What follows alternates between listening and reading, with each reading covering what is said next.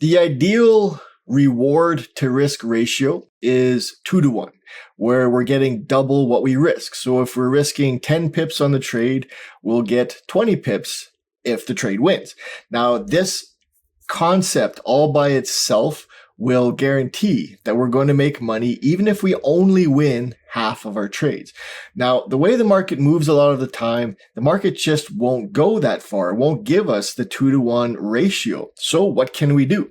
Well, my name is Russ Horn, and I am going to show you how to get a 2-to-1 reward to risk ratio without moving your stop loss and without moving your take profit. There's a little trick to entering the trade that can get you the 2-to-1 reward to risk with using only a 1-to-1 target. So I'm going to set up a trade here. Now we're going to take a look at a couple of swings. This could be our entry candle here because it breaks below a trend line. So let's zoom in a little bit. All right, so if we are looking at this candle as our entry candle, our stop loss would generally go above the most recent swing high, which would be right here. So I've got my stop loss up here. I've got my entry at the close of this candle, and 1-to-1 would give me something about here. Now I'm going to get rid of the trend line, but I will mark off the entry candle. So what we've got is an entry, stop loss, and a 1-to-1 target. Now, this is where it gets really interesting. What are we going to do to somehow fudge this in such a way that we can get 2-to-1 out of this? What I'm going to do is use my Fibonacci retrace tool. I know where my entry is going to be. I know where my stop loss is going to be. So I'm going to get my Fibonacci retracement tool out, and I'm going to connect those two lines, my stop loss and my entry. So I'm going to connect those two lines, and what we'll see is the Fibonacci retracement zones, 38.2%, 50%, 61.8%. These are critical. Now, it's the bottom zone that I'm looking for. In this case, it's the 38.2% line here. What I'm looking for is to not enter on the close of this candle, but instead to wait for a retrace up to that 38.2% level. And I will enter at that point. That becomes my entry. My stop loss remains the same. My take profit remains the same.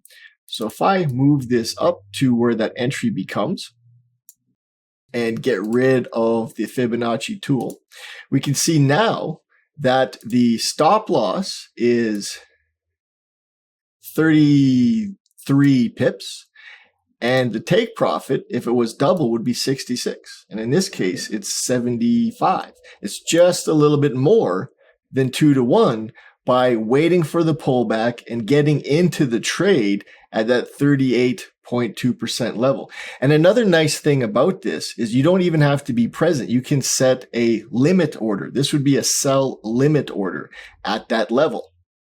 And then once the market triggers that order, stop loss is placed, profit target is placed. So you're looking for a 1-to-1 movement, but because of the pullback, because you're waiting for a little bit of a retrace, you're getting a much better price. They call that a wholesale price. You're getting the wholesale price, and the market pulls back, tags your entry, and then continues to move to hit your 1-to-1 target, but it delivers a 2-to-1 reward to risk. Your stop loss is much smaller, and your profit target becomes much bigger.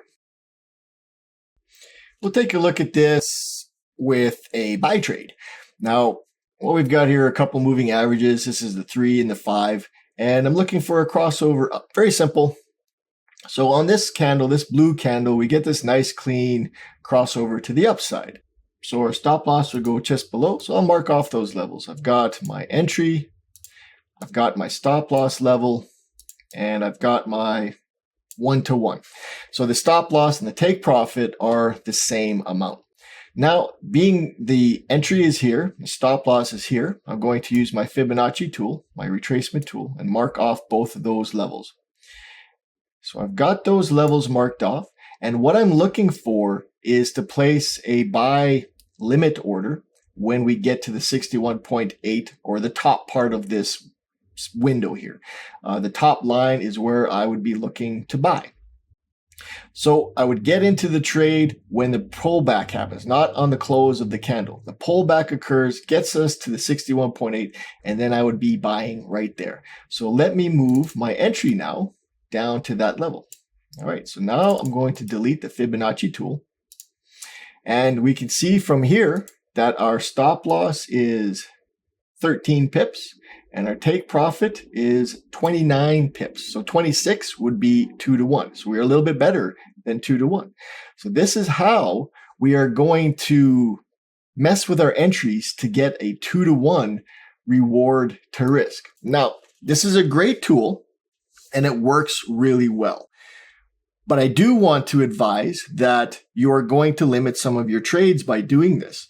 You're not going to get retracements that always occur far enough to get to that Fibonacci level. Now, if you want a 2 to 1 trade, it's worth waiting for. Some markets are going to move without that retracement, but that's the price we have to pay.